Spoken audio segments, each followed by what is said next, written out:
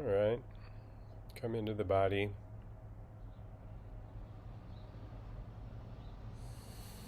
Let the mind and the body relax.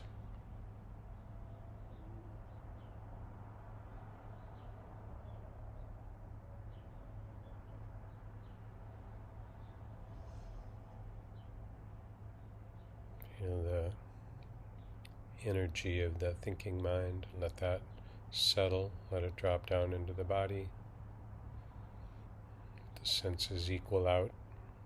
Feel the energy field of the body,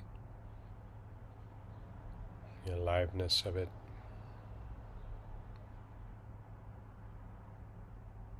Its intuitive wisdom.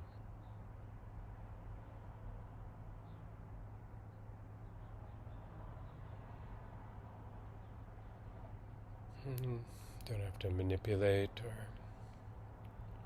change anything about what's happening. Don't resist whatever is arising, just simply let things unfold as they will, without grasping.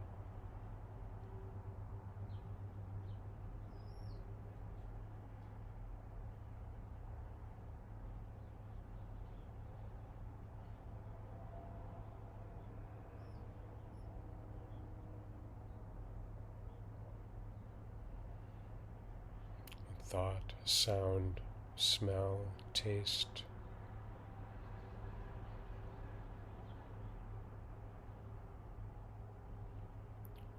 All of them arising within the field of awareness.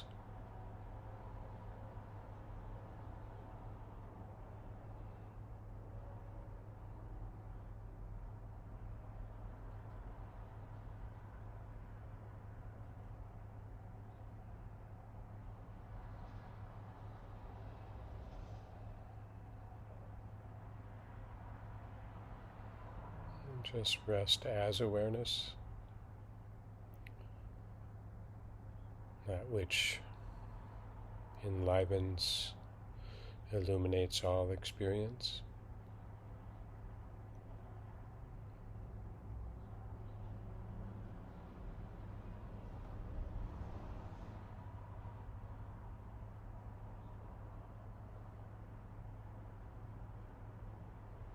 Completely intimate to all experiences as they arise.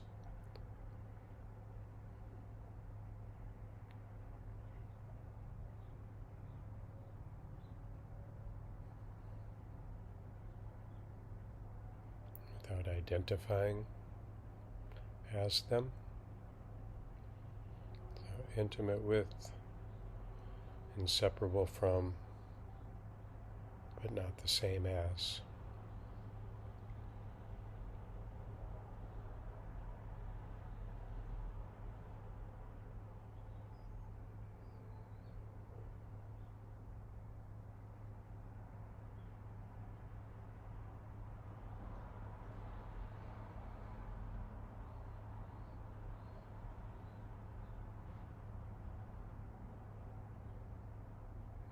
So the reorientation of not identifying with experience typically requires that we take on practices, study, might align ourselves with a particular tradition.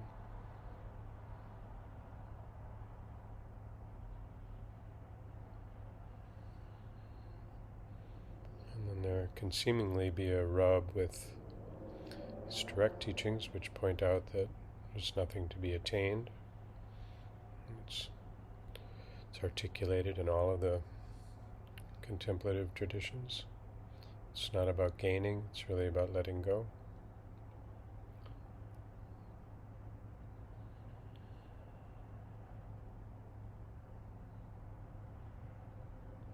Sort of ironically, those of us, most of us, going step by step into, as we break the habit of self-identification with the separate self, our experiences, rather than awareness itself.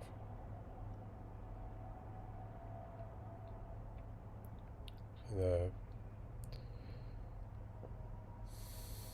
well-known parable of the raft in the Buddhist tradition comes to mind.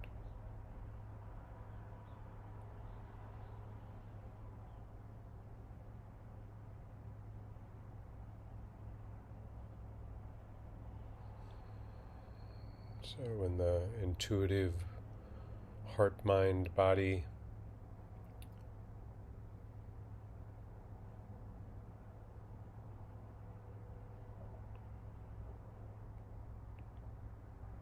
finds resonance with a particular set of teachings, in my case it was Zen,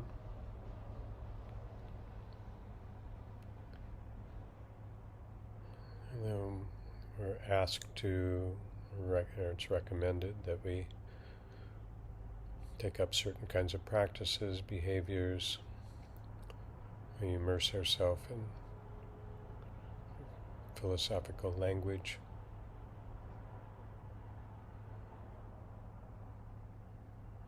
And the common understanding, or at least one of the understandings of the Raft parable, is that those teachings are just skillful means. They point us in the right direction, but they're not to be held on to.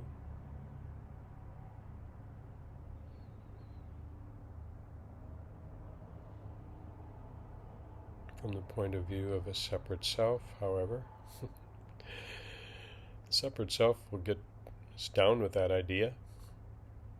Seems like a really good idea because it fits well into the narrative we already have, which is this: the self will be the steerer of the boat.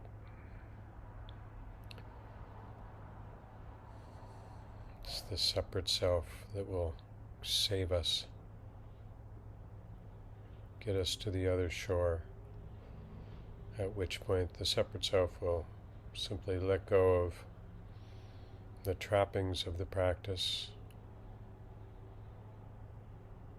and go merrily on its way, completely free and enlightened.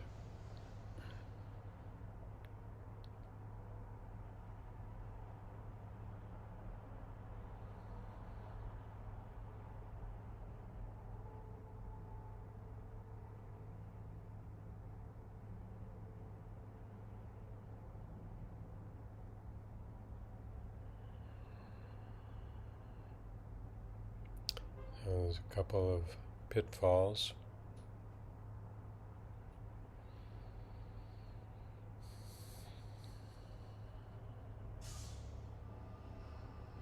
So these kind of direct or sudden teachings, direct path teachings, push back against the whole notion of taking up practices in the first place. So that's one thing to consider. It seems true that most of us are going to need really a life of practice, I would say, as a way of orienting ourselves with and to our essential nature, our true nature, the awakened nature of awareness itself.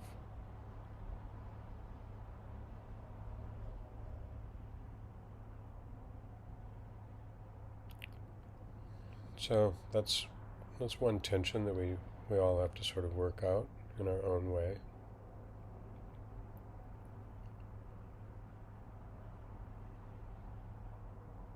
It's actually helpful to have a taste of the other shore early on. The other pitfall, or a couple of them maybe contained in this aspect of it, so that in terms of that, the confusion is that we perpetuate the idea that enlightenment, freedom, happiness is something outside of us. There's somewhere to go. Yet at the same time, all of the wisdom traditions point to the experience of the awakened ones, and what they awaken to is that freedom, enlightenment is our original nature.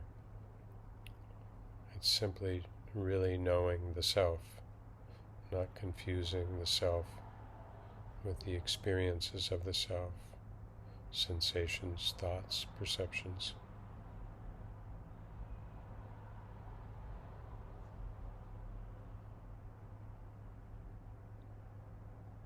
And what the Raft parable also, I think, conceals, in the sense that the separate self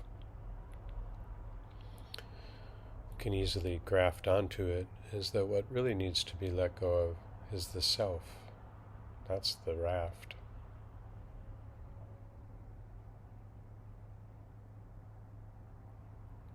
So practices can be seen for what they are if the self can be let go of.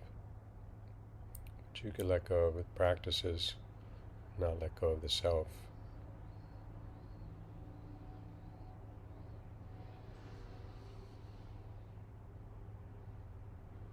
You can let go of the self and still have practices.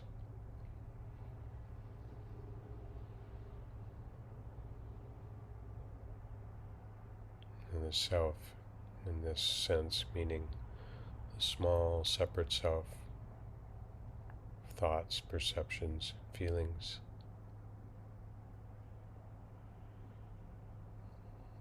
Abandoning that raft, for most of us, takes time, comes in incremental steps.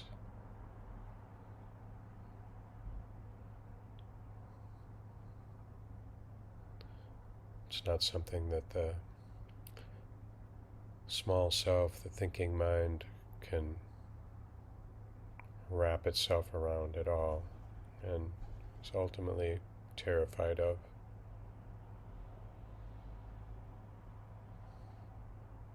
So in that way, the raft parable becomes its own raft.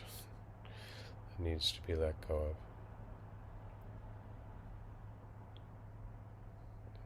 There's no river to cross. There's no other shore. It's just this.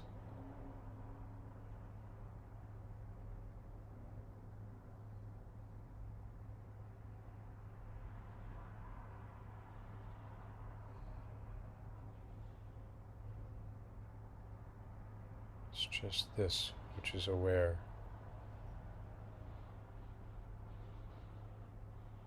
Without bias, without fear, without shape, without beginning, without end.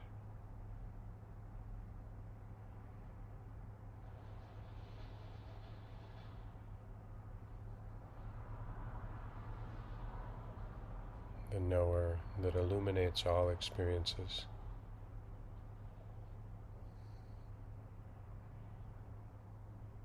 The knower that cannot be located.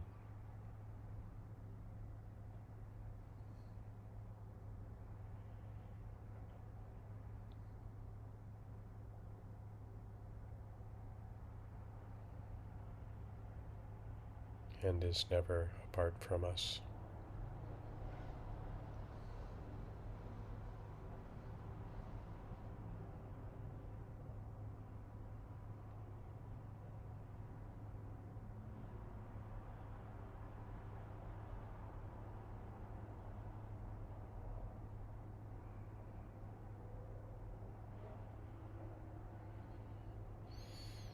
May you be happy, healthy, and loved.